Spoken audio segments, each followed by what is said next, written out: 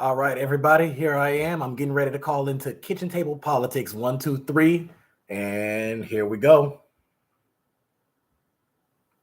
Blog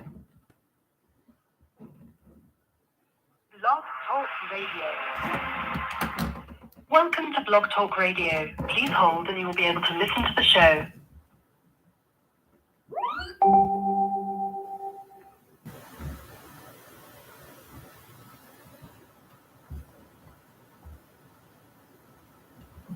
To make the mess that moral a reality. So I will continue to speak up because representation matters. Hey, how I y'all will doing? continue to speak up for little kids who wonder who's speaking up for them. I will continue to speak up for families around the world who are seeking justice.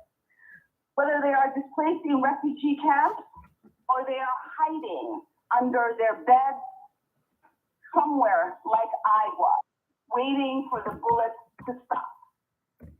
Because this child, survivor of war, would have wanted that. The 9-year-old me would be disappointed if I didn't talk about the victims of conflict, those that are experiencing unjust wars, atrocities, ethnic cleansing, occupation, or displacement like I did. They are looking to the international community and the United States, asking for help. They look to us because the international community and the United States profess the values of protecting human rights and upholding international law. So we owe it to them not to make this a myth, but a reality. I didn't come to Congress to be silent. I came to Congress to be the voice. And my leadership and voice will not be diminished if I am not on this committee for one term. My voice will get louder and stronger, and my leadership will be celebrated around the world as it has been. So take your votes or not. I am here to stay, and I am here to be a voice against harms around the world and advocate for a better world. I yield back. Ilhan Omar speaking a fiery address, a defiant speech on the floor of the House of Representatives. The Republican-led House is about to vote to kick her off the House Foreign Affairs Committee. She says it is retribution. She says it is unfair. She says it is un-American. But she says it is no surprise to her, tracing Donald Trump's support of the birther movement, the Republic.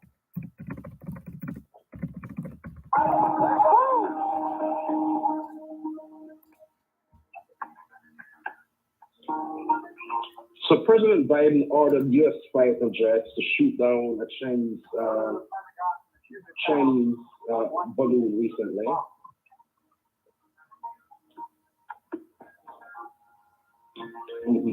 And now, so we'll have divers. Say it again. Oh, you're making a point. Somebody. Oh, I was just making a point. What's my TV? Oh, I heard something in the background. Oh, no. Let me see. Is Eric on? Yeah. Eric, can you hear me? Yes, I can hear you. Can you hear me? Okay, I guess Eric is not there. Wait. Hold up a second. I'm right here. Can you hear me? Oh, yeah, Eric, are you online? Can you hear me? Yes, I am. Thank you for having me guest host this. This really means a lot. Wait, you still can't hear me? Can you hear me? I'm right here. Can you hear me? Eric? Yes. No, this is Jackie. I'm sorry. Oh, Jackie. Hello, Jackie from Missouri. Hello. Yeah, Jackie from Missouri. How's it going up there, guys? We have 64 degrees down here today. For sure. Dang it. Unmuted. Okay. It's lovely here in New Mexico. Yeah, it's nice to talk to you. Yes, ma'am. Thank you. So, yeah, before we'll move on. Kansas City Chiefs is in the Super Bowl. Congratulations to your team. And the Philadelphia Eagles. Hey, David. Eric is on the line. He just met. Eric is on the line. He said that he heard you. Yes. I don't know why. Yes, hello. Can you all hear me? Yeah, now can you hear me?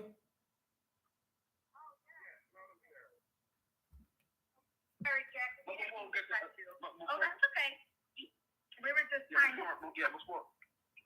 I just wanted to make sure that you all could hear me.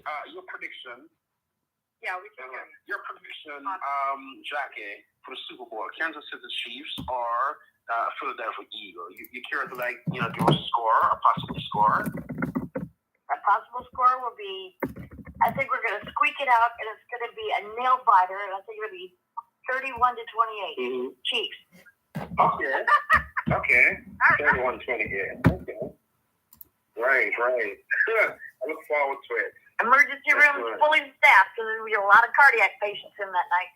I can imagine. Yes, ma'am. I can imagine this, right? Okay. So our special guest tonight is Eric Brantley Jr. You can find him at youtube.com/@BrantleyEric, and @BrantleyEric is the hashtag @Brantley, BRANTLEY. Eric is ERIK. That's one word, @Eric Brantley. We're going to speak about the current types of political culture and how we can get back to normal, whatever normal is in America. So, welcome to the show, Eric. Daddy for joining us and everything. What do you think could be the possible solution to this political toxicity shown by Republicans and the MAGA movement and the far right? How can we get back America? Well, you know what? My solution has always been quite simple. There's a hashtag that I started called VOER, which is Vote Out Every Republican. There's another hashtag that I started called SOMER, which is SOMER, which stands for Strategize, Organize, Mobilize, Energize, Realize. And what we must do is do what we did in the last couple election cycles, but even harder and even stronger with more energy. We just have to continue to register people to vote. We have to continue to turn out in mass numbers and vote against whoever the Republican nominee is for Senate, for Congress, for governor, for president. And we have to continue doing our best to sell the accomplishments of the Biden-Harris White House and the Democratic Party of Congress and Senate. That's why I've been doing videos talking about the things that Biden and the Democrats have passed: the PACT Act, the Inflation Reduction Act, the American Rescue Plan, the COVID relief package, the CHIPS Act. So this is, we have to continue talking to especially independent voters. And I understand that, they're not really going to buy into the message. If we just go in there with Democrats good, Republicans bad, that may not be enough to sway a number of people, but we have to get them to see, right. And we have to get them to see that the Republicans had said out of their own mouths, almost every Republican said, from Rick Scott to Ted Cruz to Mitch McConnell, Josh Hawley, and everybody in between, they said if the Republicans win the House, which unfortunately they did, they are going to advocate to cut Medicare, Medicaid, and Social Security. And while the Democrats are trying to save it and trying to vote for it, that we have to get people to see, like, hey, if this is important to you, then it's clear who you should be voting for. We just have to continue to, and again, this is where a lot of top Democratic strategists and officials are not necessarily doing so well. They're doing just fine on the policy and the agenda itself, but they just have to do better at marketing and selling it. They have to add it better. They have to market it better. They have to strategize better. And so that's what I do on my YouTube channel, is I talk about those very things. And I think the solution is just getting people to see the Democratic accomplishments so we can vote these Republicans out at all costs. Absolutely. And also the other thing that we need to talk about is the jobs report that just came out by our president. Is that someone sneezing? By our president. The report shows. Thank you for using Blog Talk Radio. Goodbye. What the frick?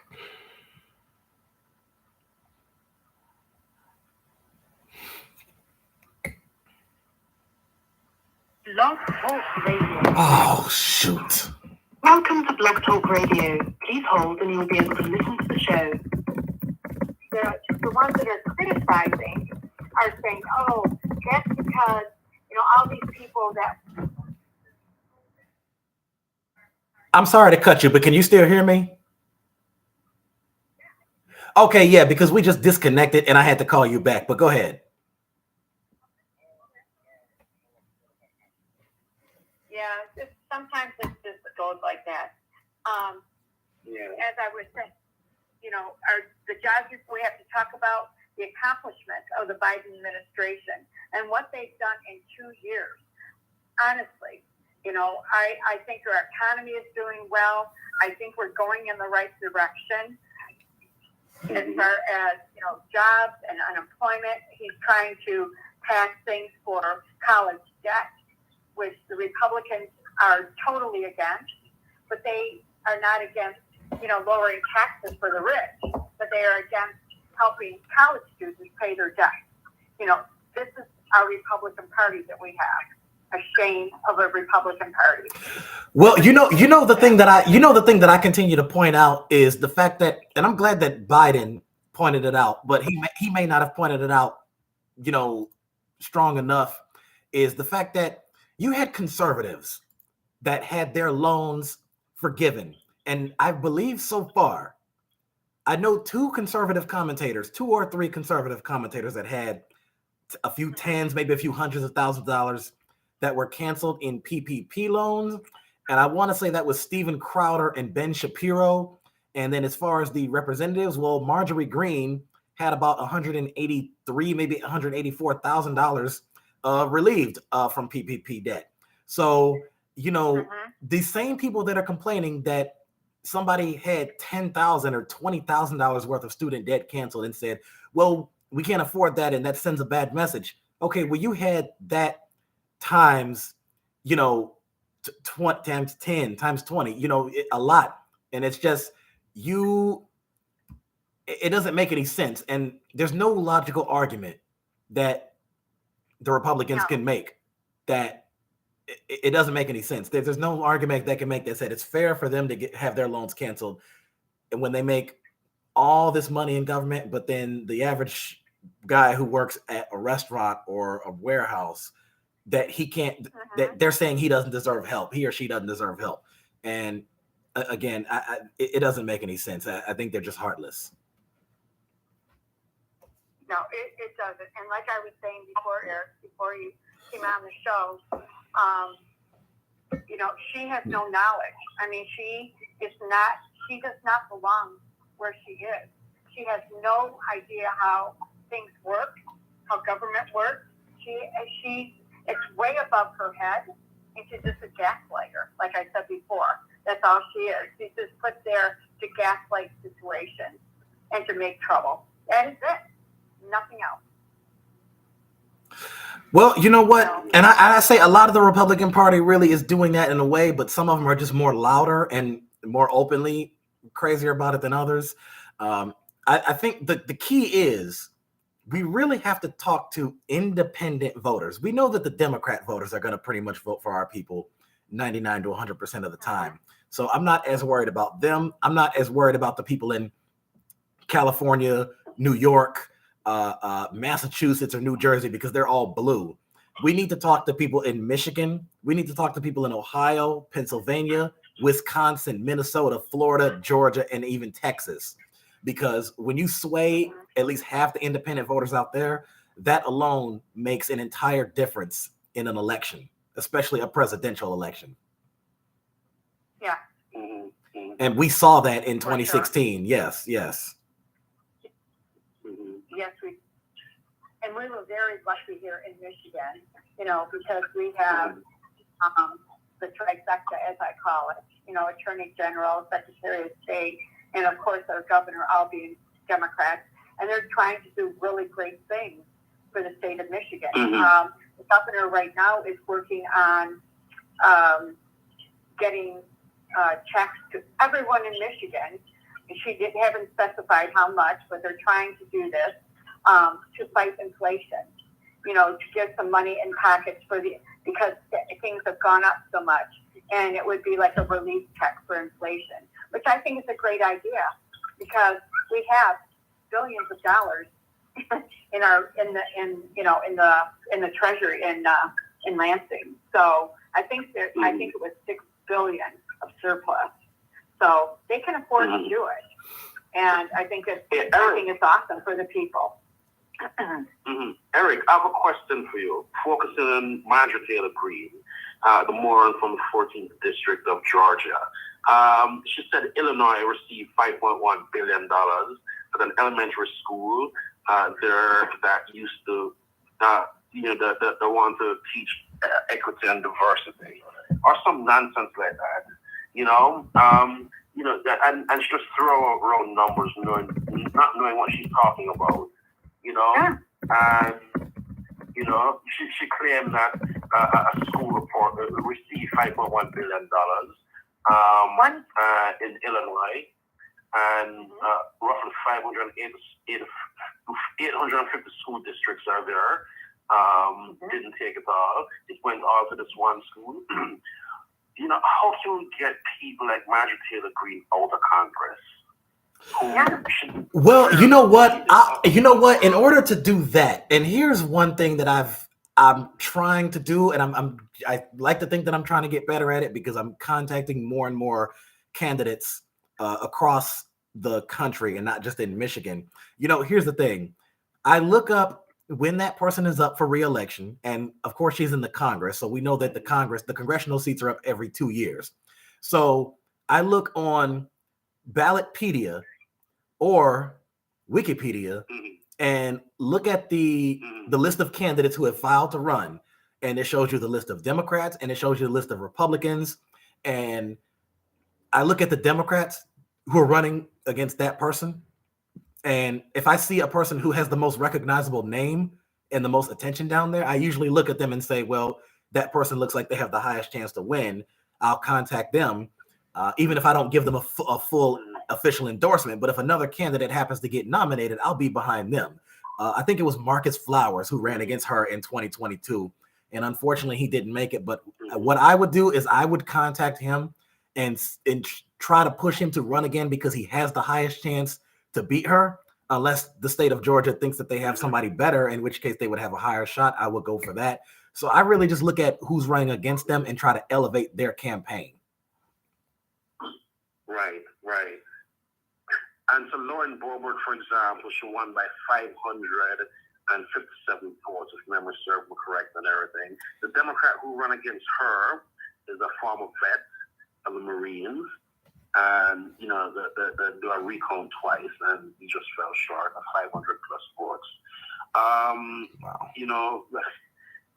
Is there any way, like for example, Boebert is one who went on last week on the House floor saying that 5% or some 6% of America have guns and everything, and just saying, well, forget that, those numbers up higher. What's your thoughts on Lauren Boebert? Honestly, I think Lauren Boebert is arguably even more unintelligent than Marjorie Greene.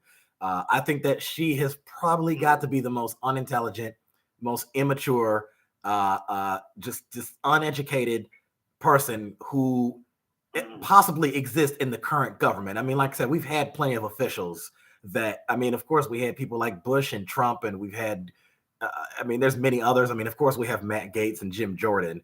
But, I would also, my thing about it is this.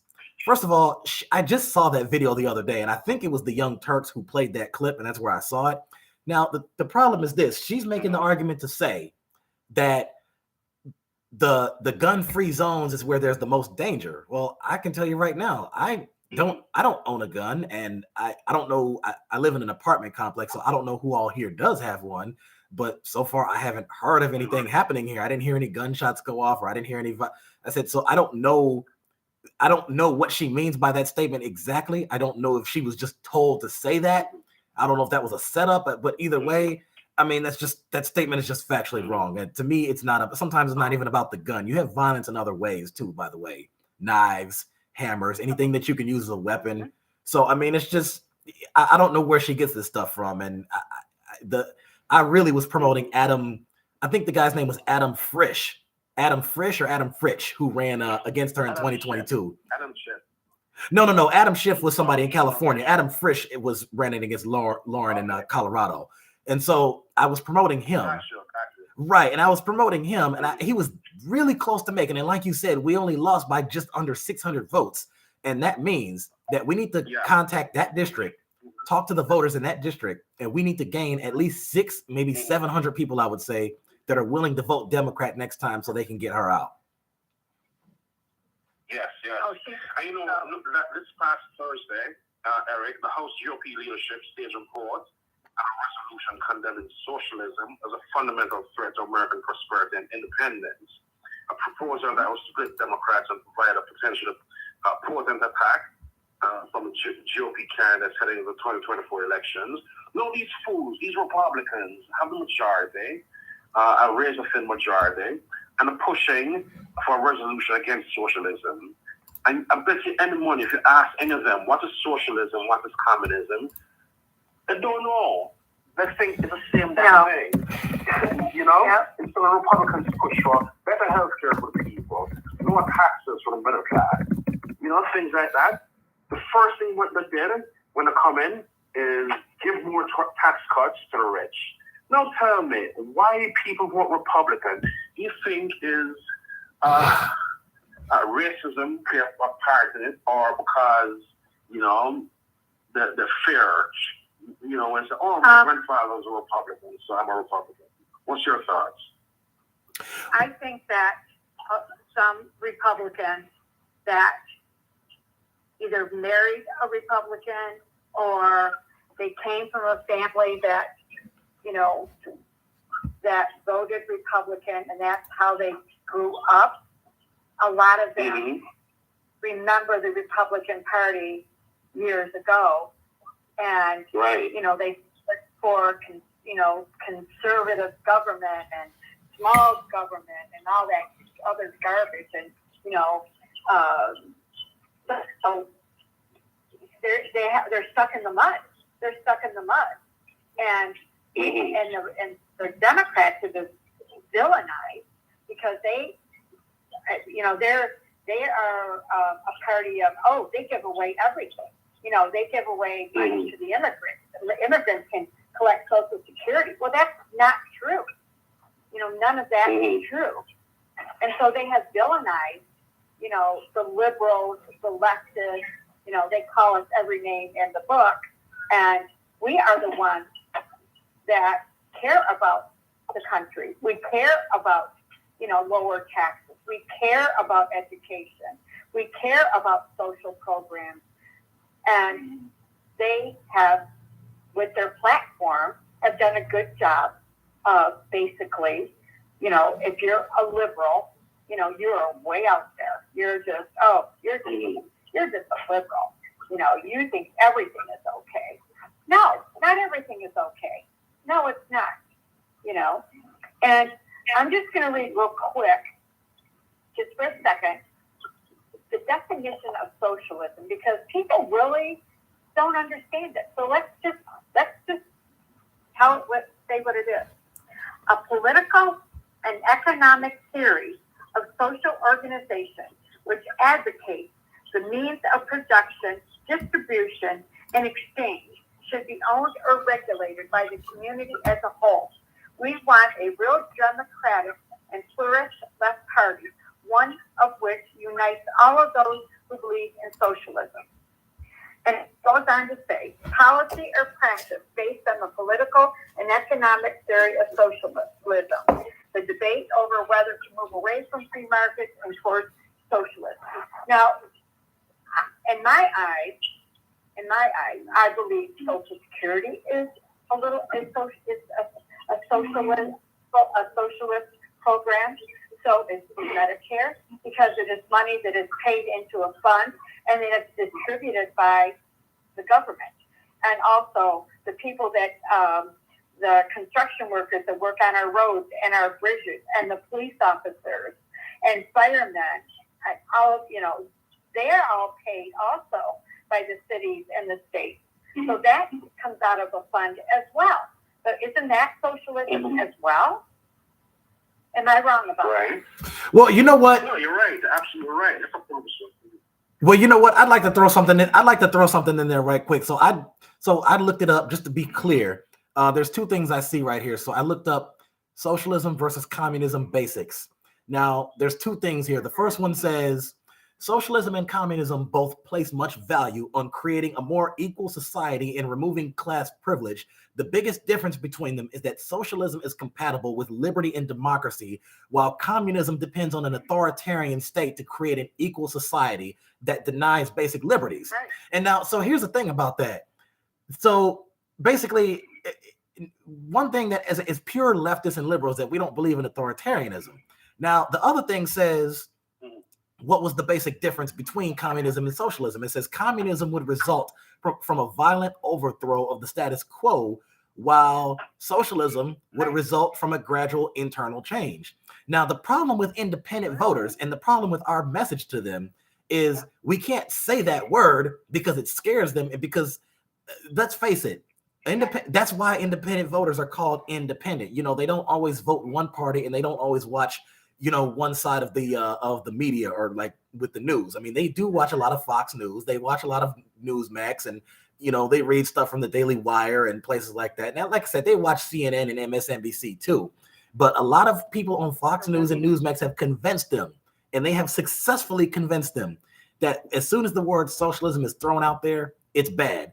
And we have to, I've been trying to find a way to fight. Yeah. And I've been trying to find a way to fight that. And, you know, my thing about it is this. I said, well, if you dig into the definition of it and dig into the context and say, hey, do you want an equal society? Do you want people to have basic liberties and basic rights? We need to do an internal change of, you know, from the system from within. We're not going to promote violence or overthrow anything like that. I said, if you want that, you want your kids to have good basic health care, you want your kids to get an education if they want it. Do you think that we should get stimulus checks at a time of a pandemic, especially for low income and poverty and working class people? I said, well, guess what? That's what we're trying to promote. I don't think that it should be called socialism. I don't think it should be called communism. Anything that's an ism, we try to stay away from. Communism, socialism, fascism, favorite, whatever it might be. You know, you know, my thing right now is that's why the Democrats have to get better at talking about the detail of the policy and sell it in a way that they know that almost anybody can understand it, from the guy who's living in poverty in an inner city neighborhood to the guy who's in the South who's got a farm, to the person on the West Coast, to the person on the East Coast. We just need to find a way to sell it to those people.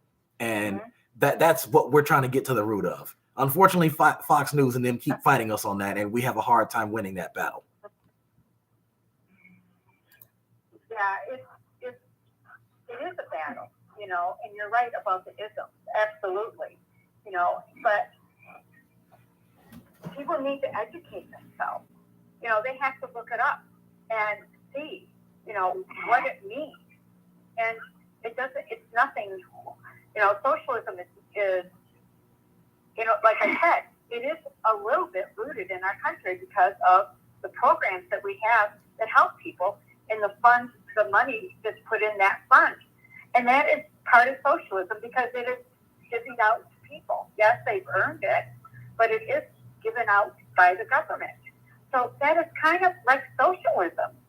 So I guess people have to maybe, you know, look it up, or maybe it needs to have a conversation about it.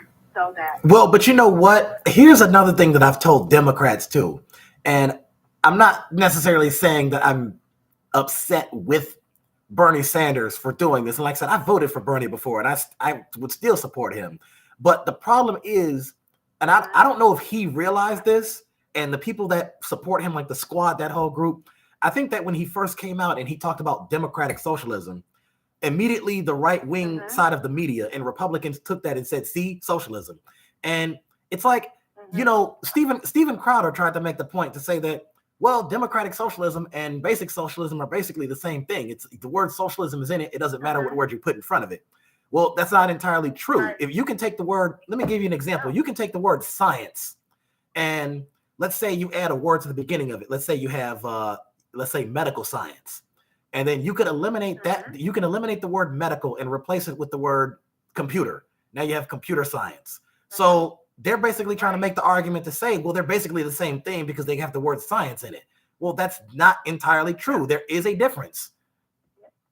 No, they're very different. And I think that there's a podcaster that I listen to by the name of Kyle Kalinske, and I think that he said it best. He was basically saying that there's a difference between democratic socialism versus social democracy. And I think that social democracy is kind of what we want to advocate for, because when you talk about social programs, the problem with a lot of Democrats is sometimes they slip up and say socialist programs when they shouldn't be saying that. The thing is, social programs, you're talking about Medicare, Medicaid, Social Security, get this check from the government, or you go to school, just basic social things that help improve people's lives. Hey, we're going to cancel a little bit of debt for you without raising anybody's taxes. Gretchen Whitmer, that was one of her executive orders. She signed a bill that invested money into public schools for elementary K through 12 schools, and it didn't raise any of our taxes. That's what we're talking about. No, it did not.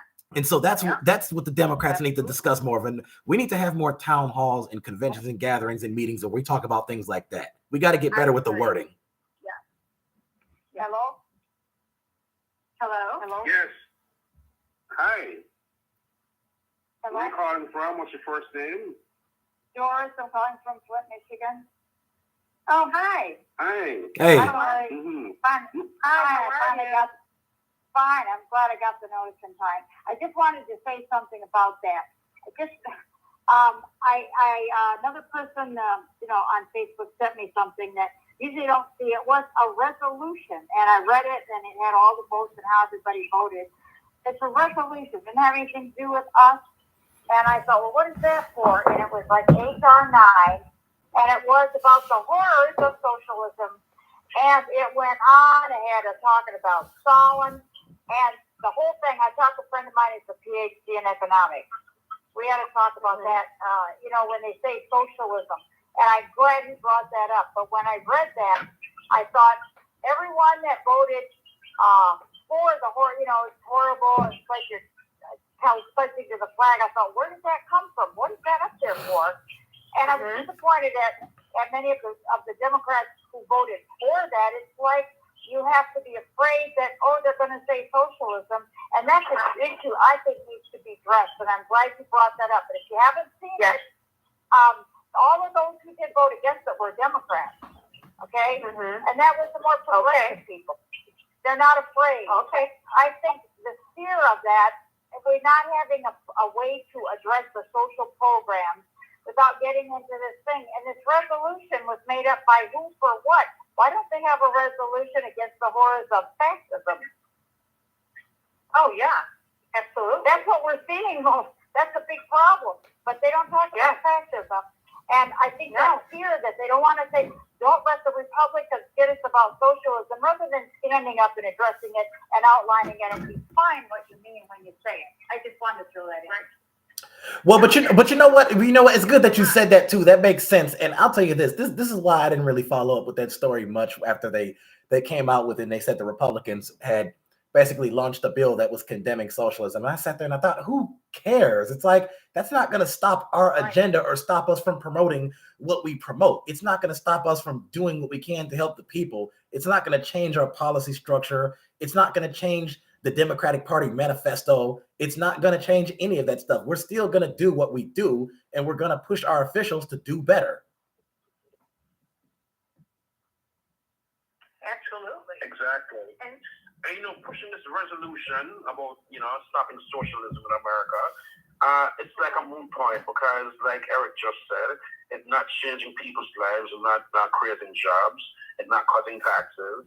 So it's a grand waste of time by the Republicans in this majority.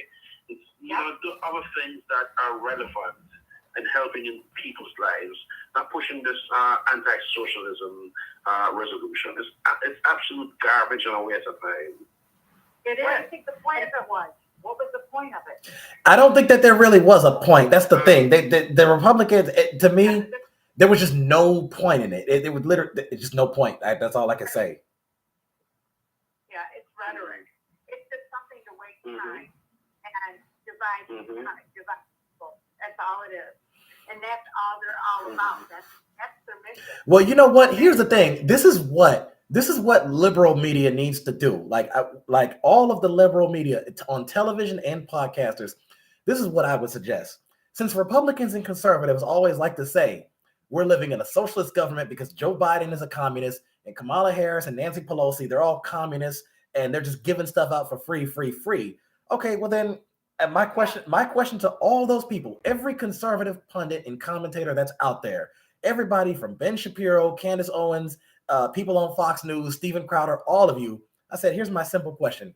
If we're living in that type of government, then where is it at? Because you're saying that they gave us free healthcare, free college, free a bunch of stimulus checks, and you're saying that everybody just gets a free ride in a fancy car. We're getting free houses.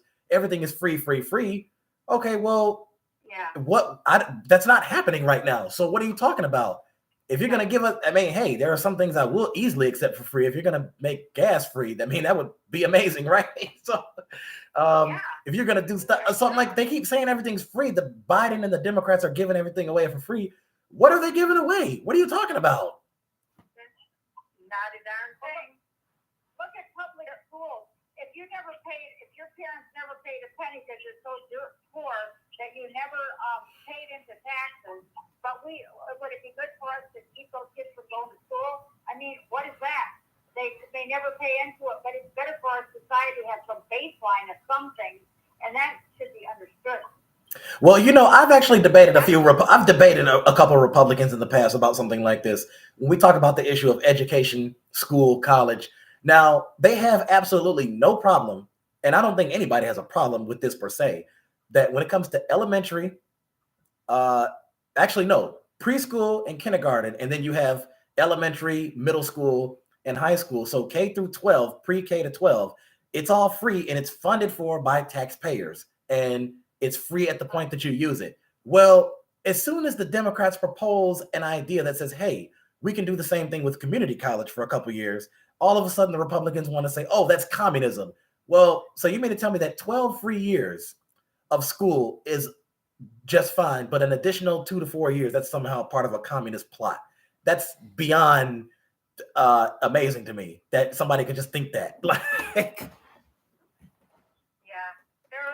kind of out there as a speaker, right?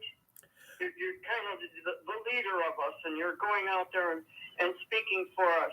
I think we need to change some words. Everybody runs for office for the health, safety, and welfare of the community. Change the word welfare to well-being. Yeah, you know what? I appreciate. Welfare is a dirty word. And remind every politician when you're speaking, they are running for the health, safety, and well-being of this country. Yeah, you know what? I appreciate that last comment that you made. I'm sorry, I didn't catch your name. What is your name again? Elaine, and you're Elaine. You're in Flint, Michigan. No, I'm in Flint, Michigan. Oh, I'm sorry. Oh, okay. I'm sorry. I'm in Sterling Heights, Michigan. Okay, to the person who just. Say the words general welfare are in the Constitution. Right, and when you take your oath of office, you swear to the Constitution, or you swear by the Constitution that you're going to abide by the health, safety, and welfare of its residents. And I was sitting here thinking, okay, the word welfare, the Republicans like to say welfare, free money. So I was thinking, okay, let's change the word to well-being. Even though you take your oath and you say welfare, when we are doing the narrative, we can start changing the narrative just like the Republicans have. And we can say this person is running for your health, safety, and well-being. I think changing that one word is going to help us get our goal. But it's in the Constitution, and we're giving in to them. Welfare doesn't have to mean what they're saying. That's in the Constitution, and it was you say that I mean, it's in the Constitution. We have to say it. The general welfare. I think we know what general welfare means. No. They've taken a good word and they've made it bad. So when we are we're not talking about taking the oath of office. We're talking about going out and talking to the general populace. Change the word welfare to well-being. We've got to get our people in and we've got to turn this country around. We're not breaking any laws and we're not lying. Well-being and welfare are one and the same words. Correct. When you take your oath of office, you hold your hand up for welfare. But when we're out there and we're pushing a candidate to win, we should use the word well-being. Mm-hmm. You know what? And that's That's exactly what I'm gonna start doing now that you brought that out. I'm glad that you pointed that out. That actually helped me a little bit. Mm-hmm. Yeah, and yes, Elaine has an absolute. That's a great. I like the word well-being as well, and I think because when people hear welfare, they think of everything's free. You know, these immigrants. The country, they get everything free. You know, they food, housing. You know, they're all mad because I work for everything and they get everything free. No, that isn't how it works. So well-being might be a better word to use when you're out on the campaign stump. When you're on campaign, well-being. Yeah, when you're out. It's worth a try. We got to do something. And since the Republicans like to take the words and change them around, we can do the same thing. So I just want to say right quick, because I don't know if you guys heard it earlier or if you heard me say it in the last couple of shows I called in. But as they had pointed out, I do have a YouTube channel and I go live on Facebook all the time and YouTube.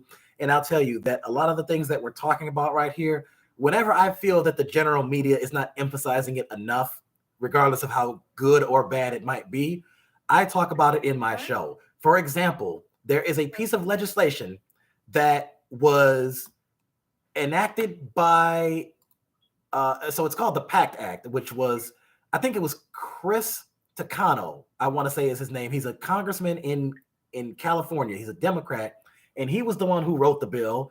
And thank goodness Nancy Pelosi in the House passed it and it went through in the Senate. And of course, President Biden signed it. The PACT Act was essentially a bill that allowed expanded access to healthcare for veterans and people who were exposed to toxic burns and like those type of victims who served. And so there were 14 Republicans who voted against it. Everybody else in the Senate voted for it. I think when it was in the House, almost every Democrat was for it. Almost every Republican was against it, which is not unusual. So stuff like that I talk about. And I mentioned that a couple days or about a week before the election from 2022. And I said, I want veterans to really think about this and to know who voted for you on this one and who didn't. And so I talked about that piece of legislation in my show, the same way that I talked about the American Rescue Plan, the COVID relief package, the Inflation Reduction Act, the CHIPS Act, the capping of insulin at $35 a month. So, I mean, that's the type of stuff that I kind of put out there. And I hope that you guys can know that, like I said, you can count on me to kind of help emphasize those things. I'm going to give you another idea. The person that wrote that particular bill to go to the veterans, have them write a pamphlet and somehow we'll generate the money somehow for them to print these pamphlets and pass them out at every veterans group. Mail them a packet, because that's what the Republicans were doing for years. I would go to these different veterans groups with my husband, and I would look at their informational table, and there was one article after another calling Hillary Clinton everything but a human being. And they were all written by different senators and representatives. Well, we got to start putting our literature on their tables. Exactly. Yeah, absolutely. I used to take and sneakily take a lot of those things and put them in my purse. They would disappear. But crazy thing about it is next month they reappeared. Of course. I couldn't take them off the table fast enough. We have got to start doing the same thing. I agree with you, Elaine. Absolutely agree. The other thing that is sort of appalling to me right now is the lapel pins that they are handing out that have done the assault rifle lapel pin. Oh, that's not a sarcastic post. That's for real. Yep. Yep, for real. Oh, Okay, I thought it was a sarcastic post. no. The one I made? No, not sarcastic. Oh, okay. Actually, I can just tell you right now, it's Republican Andrew Clyde of Georgia. He was in the January 6th attack, and he was hiding behind an officer that had a gun during the insurrection. And now he is the one that is passing out the assault rifle lapel pins to his colleagues. Him. And he was protected by a police officer that day during the insurrection. Now he is passing out lapel pins. Tell me how disgusting these people are and disrespectful. And this has to do with gun control as well. Well, but see, that's another thing too. The other thing about that is when it comes to the liberals and the conservatives debating about the gun issue, and I'm not going to sit there and say that absolutely no Republican at all felt any type of sympathy for, like, when it came to mass shootings and things like that. But for the most part, what we see is that a lot of times they don't feel they don't seem to show a lot of sympathy and compassion until it hits close to home for them. So how many mass shootings do we have to have before they can finally agree and say, okay, we're going to need some gun reform. We're going to need to advocate some gun safety laws. And every time it comes up for a floor vote, the Democrats are voting for it. The Republicans are voting against it. And it's like, listen, I don't even have any. I don't know who all here has kids, but I don't have any kids. But I don't have to have kids in order to have sympathy or to think like, hey, I mean, we were all once kids. I mean, how would my parents feel if that was me in that situation? It's all about sympathy and compassion. And I'm not saying that everything happens overnight. You still have to go through a set of committees. There has to be discussions. There has to be here. I get all that. But the fact of the matter is, when Democrats even propose something that's even half of what should be done, the Republicans just can't go for it. And it's just, you can't find me a Republican between Mitch McConnell, Mitt Romney, Rick Scott, Ted Cruz, just any of them. They won't go for it. No. I just don't understand it. And not a single Republican who has ran for president in the last, I don't know how many years or decades, between, Bush, McCain, Romney, Trump, all the Republicans that ran with them in the primaries, not one of them has said anything about doing something in regards to gun safety. And if they did, I probably just didn't hear it. Well, we know why, right? Yeah. We know why. The NRA, the power of the NRA, and the money that the NRA has, and the pockets that they are lining. And that's all that matters to them. Nothing else. But there was a lawsuit. All these the parents of those Sandy Hook kids, they were harassed, threatened their lives because they supposedly made this all up, and they got a lawsuit. And look at Alex Jones. He contributed to that, and that was a powerful lawsuit, just like the lawsuit that the Dominion brought against the Sydney, what's her name, and the others for defaming or saying things that were like they brought lawsuits, which has, I think, having some impact. All right, we're on social media, right? And didn't they recently ballyhoo about a dress code in Washington? Well, why don't we get on social media and start complaining that what happened to the dress code as far as the American flag being on the lapel? Why is that our American flag that people have spilled their blood for being taken off and replaced with a gun? we can start doing it too. So I don't know how many are listening right now. Let's get on social media and start making some posts. And you know what? And you know what? Before anybody continues, there is one thing I'd like to slip in right quick, because I was actually just reminded of something. And I think it was Elaine who brought this up, because I remember we were talking about the whole thing about getting the right words together when we talked about socialism, communism, all that. There's actually something else that you actually reminded me of something that, so I don't remember who said this, but I was reading somewhere that showed that another thing that we can do when we're campaigning about this whole thing with gun reform, there's one term that we probably need to take away. And I don't think that this discussion is popular enough, but people like us can help make it bigger. We need to take away the phrase gun control. The reason why is because any conservative or right-leaning independent is going to have a reason to look at that and see, they want to control us. They want to control our guns. Well, look, here's the deal. Let's advocate for gun safety. Let's advocate for less gun violence. Let's advocate for gun reform. Let's change the laws and put in some policies that say, hey, you'd have to be a certain age. If you have a history of X amount of mental or physical problems, you can't be able to have this, which Joe Biden, I think, put some of that in his executive order. So it's like, that's what we need to tell the Democrats too. We can't say gun control, because we get in the habit of saying too many things. And it's not necessarily all our fault, because not everybody can put the right words together. But this is what we have to work on too, and that's what we have to work on as well. On safety. Well, I've always said we shouldn't be calling our family planning clinics, and the press should be told to stop it. They are not abortion clinics; they are family planning clinics.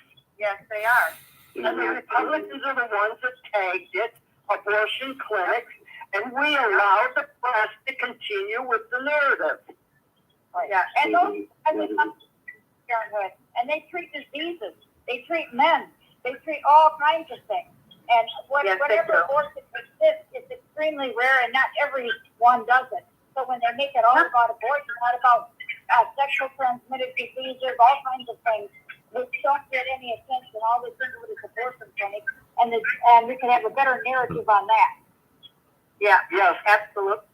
There's so many things that we could, dress up to make sound better, and so that the communication, when we're talking to people, we can try to explain it in different ways. And the word control is not a good word to use. Well, you know what? There's many other examples I can give. I mean, one person had said, when it comes to Medicare for all, which is something I do believe in, what it should be called is improved and expanded Medicare for all who want it. And I think Pete Buttigieg had said something along those lines, but he didn't put it in those exact words.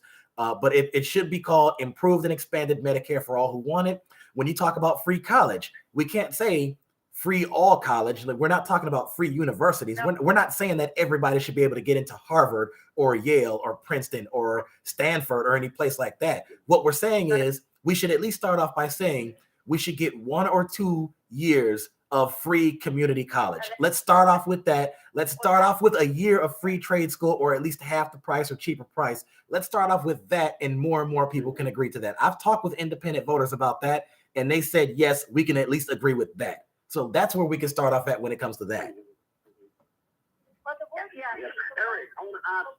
Eric, I want to ask this. Tomorrow's a State of the Union address by President Biden. What can you expect from the president in that speech, do you think? Do you think it's going to be the launching pad for his re-election campaign in 2024? Because he has so many successes, and I want him to promote that during his speech and everything, that CHIPS program, the infrastructure program, and what have you. What are you looking forward to in the speech tomorrow? You know what? I'll tell you this. Now that you brought that up and you actually kind of reminded me of it, and I know I'm not going to be able to watch it as he's doing it because I'll be working, so I'll catch it later that night on YouTube or whatever. But I will say this.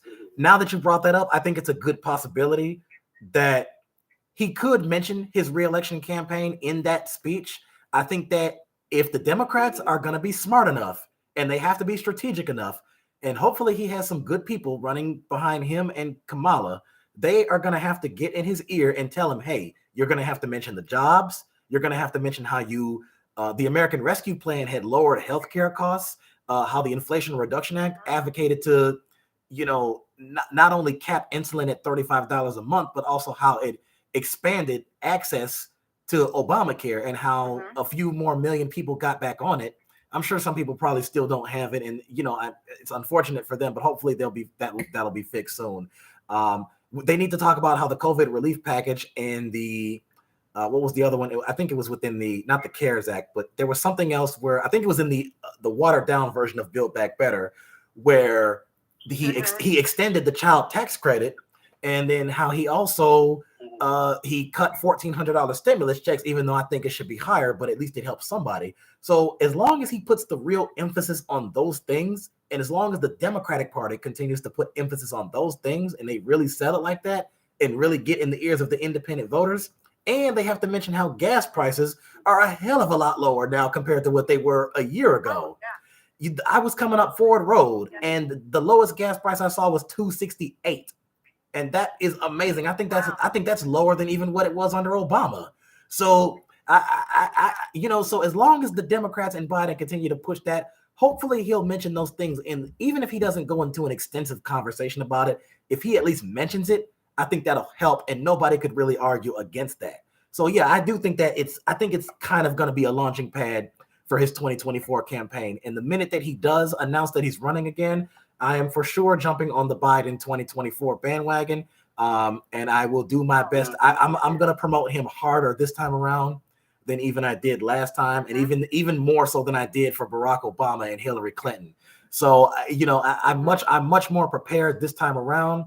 I didn't really start paying attention to politics like that really until I paid a little bit of attention during the Bush and Obama years, but I really decided to sink in when Hillary and Trump ran. So. And so to answer that, I know I kind of digressed a little bit there, but the point is, yes, I do think that I have a feeling it's going to be the launching pad for his next campaign, and I'll be eager to see. I'm willing to see how that goes and how he's going to talk about it. Yeah, he's going to talk about, the successes of his 2 years. He is going to talk about all of that as well, and I think he is going to explain why he does want to run a second term. I really do. I think it's going to happen tomorrow night. It'll be interesting to see, and I agree. I think, they're trying to demonize him in a way because of his age. And I'm telling you, he still runs. He is still active. And also, what I like about him is that he's cool-headed, and he has wisdom and experience. And we needed all of that coming out of COVID and the disaster that Trump, did with his policies to this country. And look where we are now. And he does, if he wants to run a second term, I too will support him and hope that he wins. I don't know if Kamala will be his VP. We don't know, but we'll see. But I don't think he does not deserve to at least announce for a second term, because he has everything that he told us that he wanted to do, he's trying to do. Soon the Board of Governors are going to meet, and on their agenda is going to be to get rid of DeJoy. And let's hope that they vote to get rid of DeJoy. President Biden can't do that, but the Board of Governors can. Right.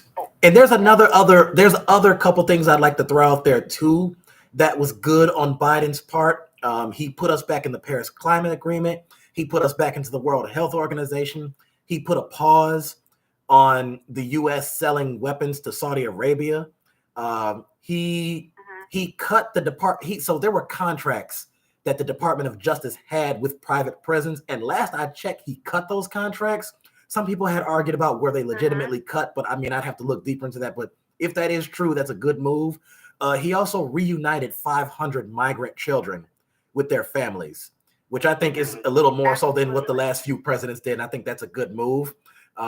Let's see. He also We didn't make much of a move when it came to anything on like free college or anything like that just yet. But like I said, he didn't lower Medicare age or do the Medicare for all, but he at least lowered healthcare costs and re-enrolled a lot of people back onto Obamacare, which helped many people.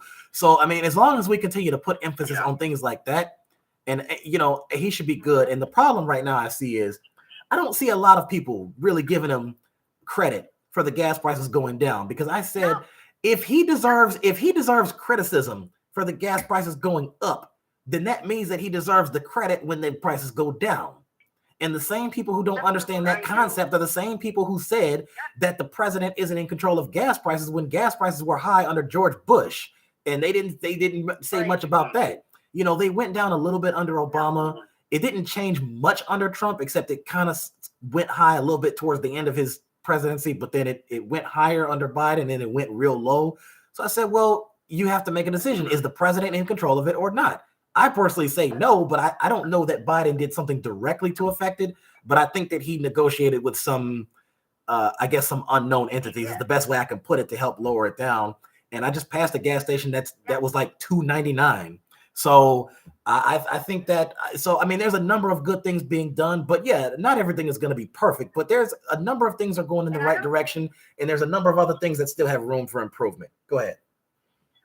And and also, I do not think that the media gives him his accolades. I don't think the media really, says, the president has done it. Look at our gas prices are down. Our economy is going well.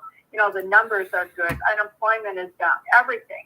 And I don't think, the only thing that they talk about is inflation. Yes, inflation is high, but he did not create the inflation. In my opinion, the corporations, the greedy corporations, have taken advantage of the word inflation, and they have put higher prices out there so they can make more profit. That's exactly what's happening. And The Republicans consider the media lazy. That's why the Republicans say it first, so the media repeats it. You understand what I'm saying? Yeah, the Republicans say the narrative first, so the media repeats it. What have the Republicans been saying? Oh, the inflation under Joe Biden is horrible. Yeah. So what does the media repeat?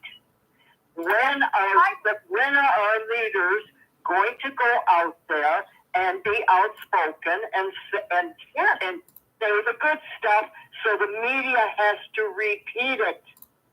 Because the inflation, this is Doris, the inflation, I understand that when you compare with the rest of the world, and I don't hear this, is that we're very low compared to the rest of the world. And that means something, but we don't hear it.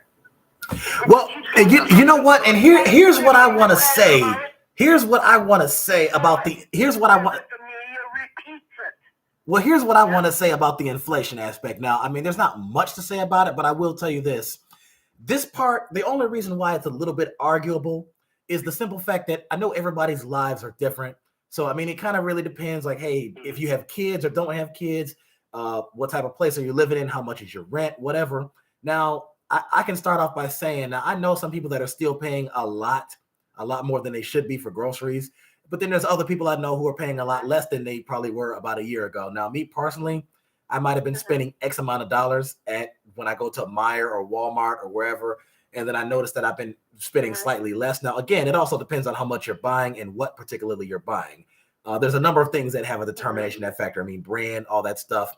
For example, they said that the price of eggs might have been like $3 and then it went up to $9 and then it's probably back at like $6 or $7.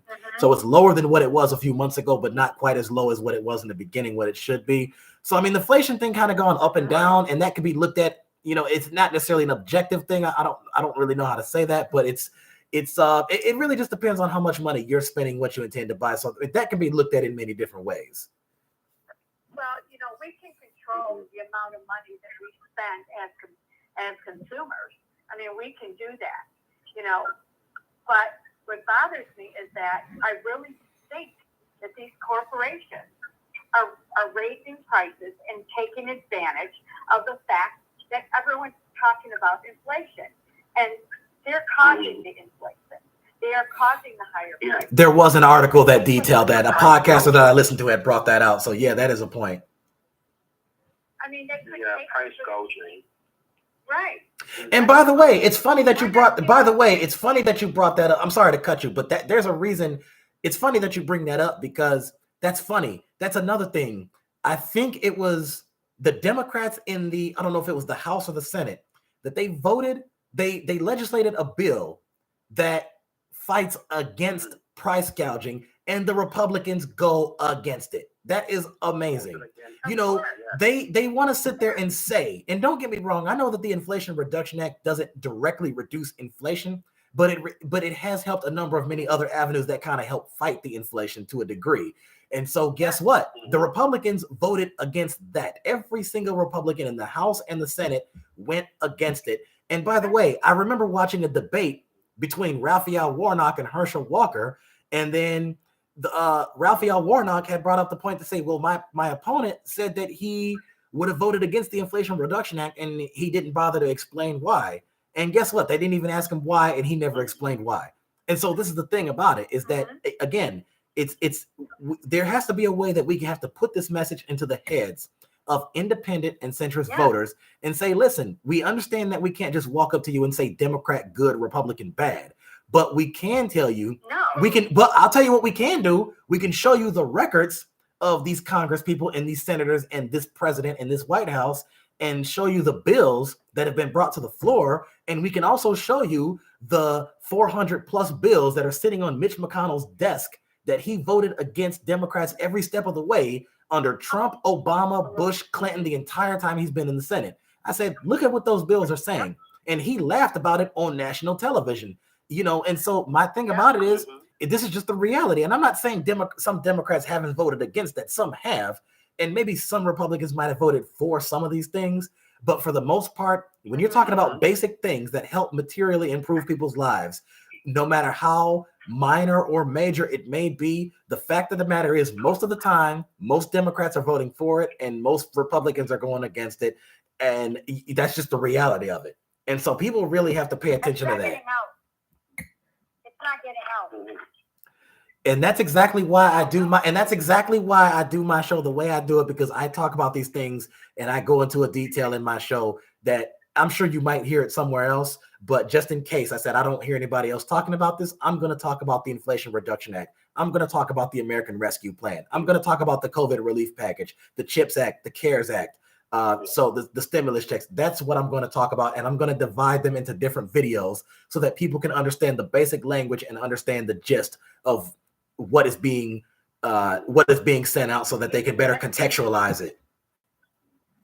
Yeah, and that's education right there. It's education, making people aware. Exactly. And keep in mind, I haven't even completed mine yet. I'll be going back to school. Go ahead. We'll have limited time. We'll have to wrap up now and everything. But okay, so you're on youtube.com/Brantley Eric, and that's BRANTLEY, and Eric is spelled ERIK. Correct. Yes. So I want people to check him out there on YouTube. He has a good channel. It's picking up a lot of steam and everything. He speaks about politics, pop culture, like, you know, he's a big fan of Law and Order, SVU, like yourself. Gotta love that show. I can't get enough of that show. And by the way, Elaine and the other person who's here, I'm sorry I forget your name, but feel free to get my number and email address from Lori and David, and feel free to call or text me anytime. And if you have any questions about candidates running in your area, I can reach out to them and I can do my best to try to get them on a show that I can get them face to face. And so that's kind of what I do too. I'm a precinct delegate within the Michigan Party. And so what you see the super delegates doing at the national conventions, that's what I do, but for local conventions. So I just kind of want people to see what I do here. So like I said, I reach out to Democrats in all states. I live in the state of Michigan. I'm under Governor Gretchen Whitmer, but I also support Governors Laura Kelly, Kathy Hochul, Gavin Newsom. So I just letting people know, like, here, I'm here. I'm promoting Democrats everywhere. If you have anybody who you know that you feel should contact me or reach out to me, feel free to give my information to them. All my information is public. My number, my email, my YouTube, my Twitter, Instagram, and Facebook. It's all public. Reach out to me anytime. What's your name again? My name is Eric. My name is Eric, spelled E-R-I-K, and my last name is Brantley, spelled B-R-A. Oh, that's you. Okay. Yes. My name is Eric Brantley. Brantley is spelled B-R-A-N-T-L-E-Y. Again, that's B-R-A-N-T-L-E-Y. First name is Eric, E-R-I-K. Thank you. Yes. And Eric, last question before we go. Mhm. Who do you think will win the Super Bowl? Kansas City Chiefs or the Philadelphia Eagles? I'm going with the Eagles. That's a good question right there. People were talking about that, and I've heard some with the polls. It sounds like, and I personally don't have a favorite in this, but it looks like Philadelphia is a 1.5 point favorite. It kind of leans towards them, but I mean, we've been proven wrong before. So I mean, that could go either way. We've had some pretty surprising results when it came to the Super Bowl. Sometimes it was good, sometimes it wasn't. It really depends on what team you bet on. Like I said, it's basically a sports game. To me, is similar to like an election. The result could go either way. It basically could go either way. And like I said, we've had many of those. Thank you so much for calling in and participating and being interested in what have you. We really appreciate that. All right. Well, thank you for letting me guest host this. I'd like to do it again sometime. Elaine, good to meet you. Everybody else who called in, great to meet you. And I'm glad we can have this discussion. Yeah. Thank you Yes, so ma'am. much. Have a nice night. Yeah. Good night. All right. Bye-bye. Yes, ma'am. All right, everybody. This has been Kitchen Politics 123 for Monday, February 6th, 2023. Today is Bob Marley's birthday. Long live Rastafari and King, tough gone Bob Marley. Yeah, he'd have been 78 or 79. Not sure. I forgot to look it up. But Bob Marley was one of the best people in the world. He fought against oppression, and he fought for liberty and equality, and we need that in America. I want to thank everybody, Elaine, for calling in. Everybody, Jackie in Missouri, bringing her Kansas City Chiefs. He would have been 78. 78 years old. There you go. Yeah, I should know that. I grew up around the man. Yeah. He was a great person. Yeah. All right, so we'll see you again Thursday night, same time, same place on Blog Talk Radio. Check out kitchenpolitics123.com. Things are becoming on like blogs and Get Blocked and everything. We thank you for joining us. I'm David Franklin in New Mexico. Good night, Lori. Good night, David. Have a good night, everybody. Everyone have a great night. Take care. Bye-bye. Good night.